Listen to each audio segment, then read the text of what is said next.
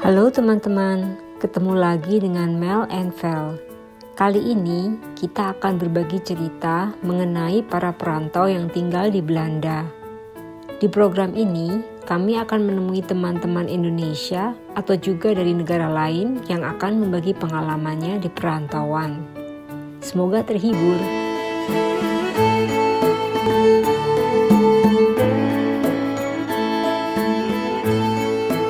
Ini cerita tentang dua orang pendatang yang tinggal di negeri Belanda. Mereka sama-sama datang dari Indonesia, sama-sama melabuhkan hati pada pria Belanda. Bekerja di tempat yang sama, dengan pekerjaan yang hampir sama juga. Tapi tahukah kalian bahwa cerita masa lalu mereka sungguh-sungguh berbeda? Tertarik mendengarnya? Mari kita simak. Doe maar 1 kip en sambal goreng kip. Alsjeblieft.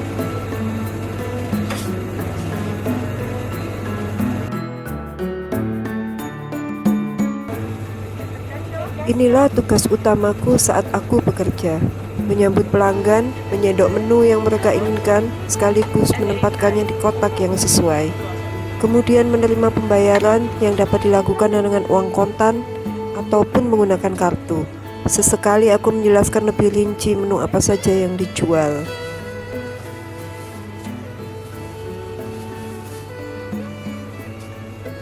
Heel erg haast. Selebihnya, bila jam toko sudah usai, aku membereskan makanan yang tersisa, menyimpannya di dalam pendingin dan mencuci peralatan kotor. Tugasku itu masak semua makanan yang kita jual, hampir semua.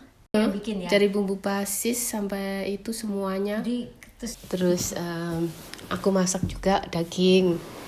Kayak berapa daging ya kita punya ya? Oh ya, ada rendang. Ada rendang, semur Bali, apalagi ayam kecap, ayam rica, ayam bumbu kacang. Itu yang tempe-tempean lah ya, yang kering tempe, terus tempe manis, sambal goreng tahu, tumis tahu, terus semua kerunte, semua sayuran juga. Ya. Ada bonces, tauge, sayur lodeh, orak-arik, masakan dari basis, umpamanya kayak nasi putih, nasi goreng, nasi kuning, terus bami juga.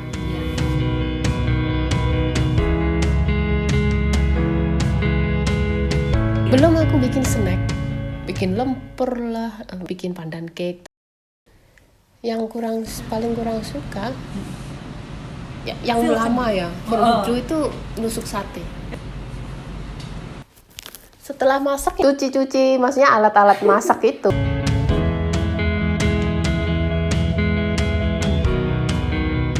Aku dibesarkan oleh orang tua yang lengkap bersama 4 saudaraku, di kota besar kedua di Indonesia. Aku mengenyam pendidikan sekolah dasar swasta yang cukup terkenal di kotaku. Tak ada prestasi istimewa yang aku buat. Setelah lulus SD, aku melanjutkan ke SMP swasta, kemudian bersekolah di SMA negeri terbaik di kotaku. Setelah itu, aku melanjutkan ke perguruan tinggi dan meraih gelar sarjana S1.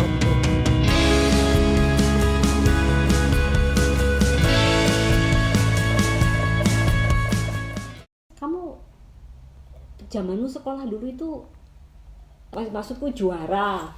Iya. Oh iya, juara. Pernah juara dulu waktu di SD ya. Walaupun bisa dibilang ya aku tuh kayak gimana ya, anak orang tua loh gitu ya. Terus aku tuh termasuk yang miskin lah, karena kan ibuku janda, bayangin. Terus aku semenjak umur 7 tahun kan bapakku udah meninggal ya. Terus ibuku ngidupin anak 4 ya, sendiri. Karena aku waktu kelas 5 sama 6 itu udah juara ya. Pinter lah bisa dibilang. Pinter kalau mau ada tebak-tebakan gitu kan. Yang bisa nebak ini bisa pulang duluan. Aku selalu pulang duluan. Karena pengen pulang duluan kan. Selalu belajar kan. Terus setelah lulus, kan kita harus nerusin ya. Aslinya kan nerusin ya. Terus aku lihat waktu pagi ya, teman-teman berangkat ke SMP waktu itu. Terus aku lihat pada sepedaan gitu kan. Terus aku lihat dari rumahku kan, kok aku nggak sekolah, kenapa gitu kan, masih itu kan nggak tahu ya. Terus aku tanya ke ibu, kenapa aku nggak disekolahin gitu, nangis kan udah lulus sudah gitu kan, tapi aku mikirnya loh, aku kan masih pengen terus gitu loh, masih pengen belajar gitu kan. Terus ibu nggak bilang apa-apa, nggak bilang kalau aku nggak bisa biayain gitu, nggak bilang. Ibu bilang nggak bisa nerusin, ya sudah gitu, sudah lulus ya sudah, katanya ibu begitu. Terus aku bilang ya sudahlah, mungkin ibu cuma pengen aku tuh bisa belajar nulis dan baca, kan sudah bisa kan, kalau udah kelas 6 kan udah bisa nulis, udah bisa baca toh.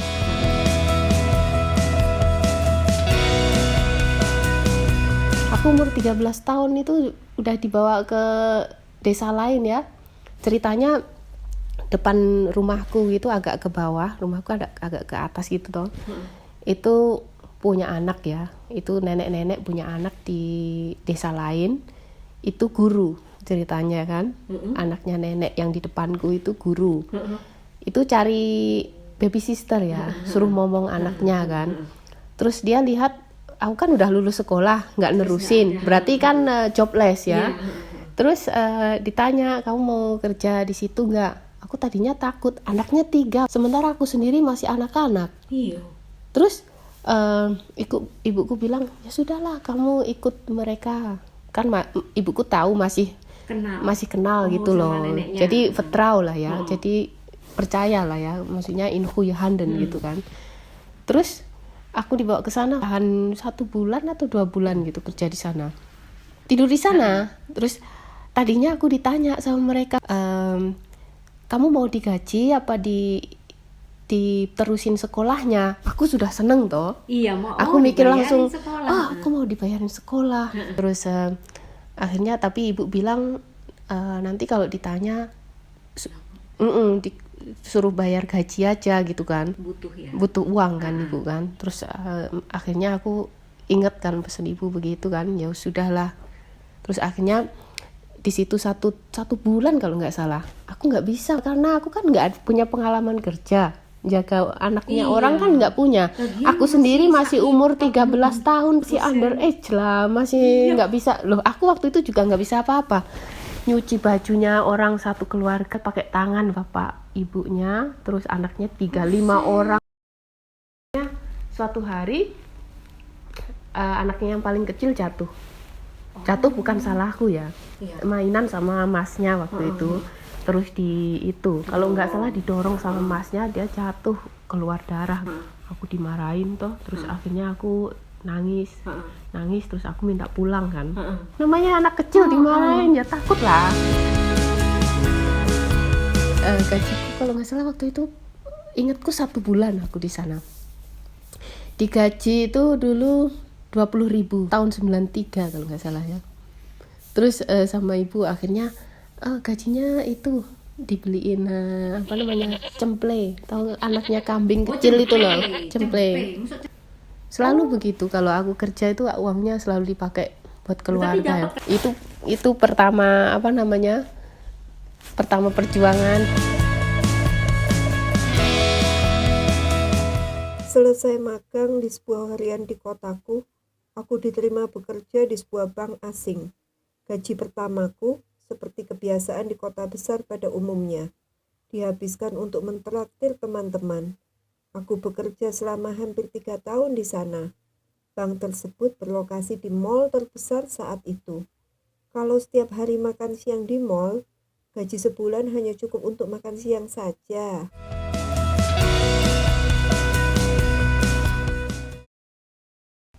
Tujuh 17 kurang aku sudah di Singapura, punya paspor. Kalau aku baru sekitar umur 30 tahun mengantongi pasporku yang pertama untuk memotivasi Daily supaya aku bersemangat untuk keluar negeri. Dan impian itu baru terwujud 3 tahun kemudian. Terbang pertama kali ke luar negeri, ke Eropa untuk berlibur. Itu industri dulu tuh kayak jual beli orang ya. Terus kita itu ditaruh di training center itu kayak cuma gedung nggak tahu dulu kayaknya di Tangerang kalau nggak salah. Kayak cuma kamu tahu gedung yang bukan gedung ya kayak pabrik gitu ya. open gitu ya? raumte gitu ya, sal open raumte gitu ya, tidur bareng di situ kayak ayam gitu loh, nggak boleh keluar sama sekali ya, karena takut kamu melarikan diri toh. Iya. Bener-bener kayak di penjara ya kalau bisa dibilang. Makan minum dikasih situ, terus kamu tahu berasnya itu beras sembako itu, terus dikasihnya itu rurbak kayak grunte itu kan murah ya, kasih tempe 1 plak ya. Pekerjaan terakhirku di Indonesia di sebuah perusahaan internasional, perusahaan global dengan banyak cabang di berbagai belahan dunia. Setelah lebih dari 5 tahun bekerja, aku mendapat tawaran untuk terlibat dalam sebuah proyek integrasi sistem.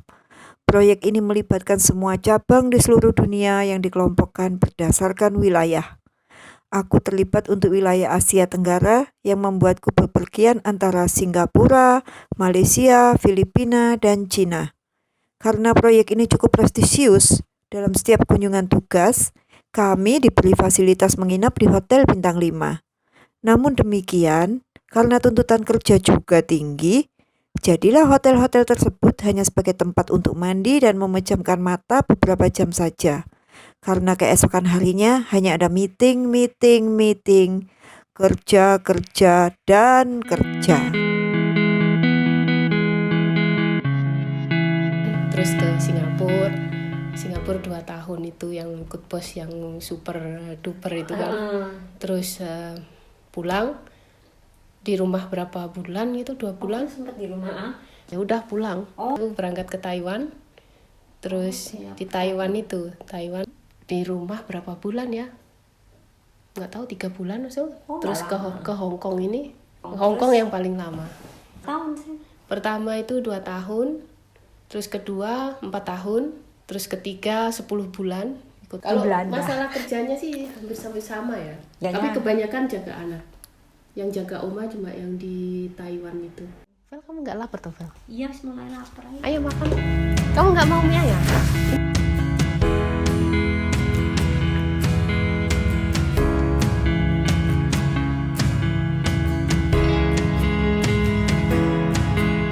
Kamu 17 tahun sih. Aku 17 tuh masih sempat di SMA. Kan pergi kemana juga kesasar, kan nggak bisa aku. Aku sudah di sini apa? Kamu nangis nggak sih? Ya, nangis juga ya? Nangis kalau ingat gitu, nangis, maksudnya kalau ingat. kalau ingat aku dulu gitu, ibuku begitu kan, makanya aku sampai sekarang tuh selalu membantu ibuku ya.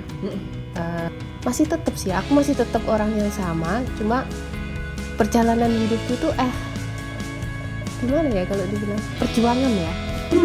Cepet ya?